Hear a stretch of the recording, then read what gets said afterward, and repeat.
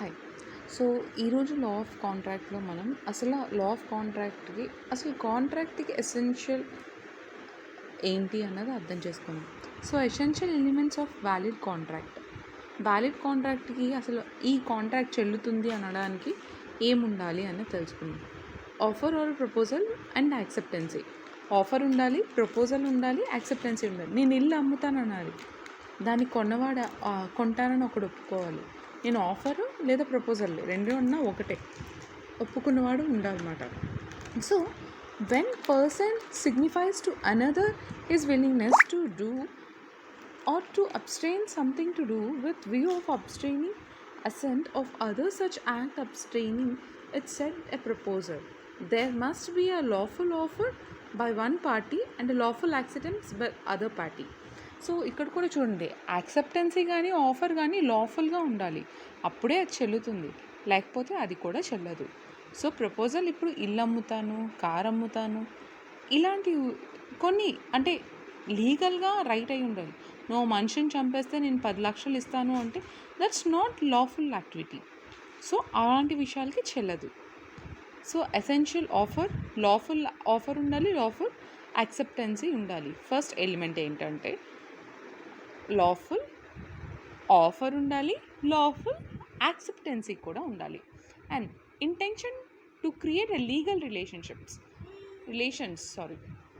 So ఇక్కడ ఏంటంది, intentions to create legal relation. So ఇప్పుడు మీ కాంట్రాక్ట్ లీగల్ రిలేషన్ అన్నది కనెక్ట్ చేయాలి. ఎలా? The parties must be intended to create a legal relationship and agreement should not be a social or domestic nature.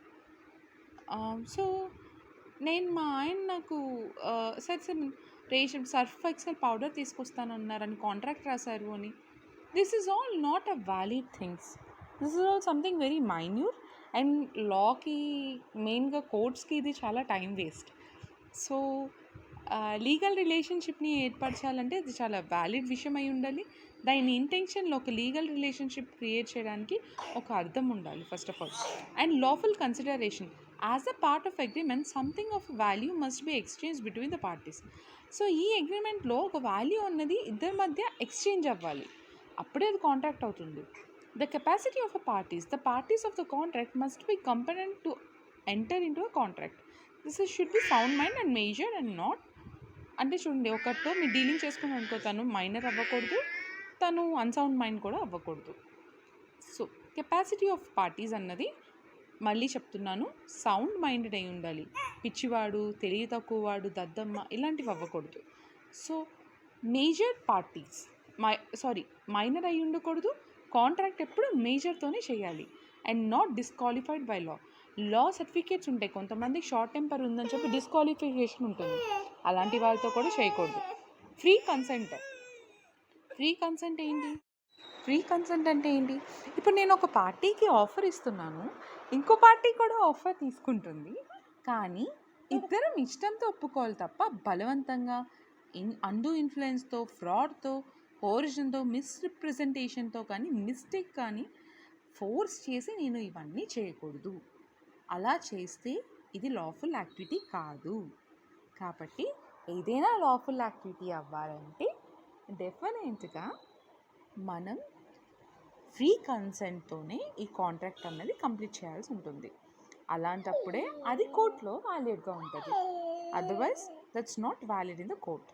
And the court doesn't even accept the things. మీరు అది free mind సెట్తో అవ్వలేదు, free కన్సెంట్తో అవ్వలేదు అంటే అలాంటి కేసెస్ని even though వాళ్ళ sign ఉన్నా కూడా court accept చేయదు. So it's better to make a contract proof whenever you are taking a proof from anyone.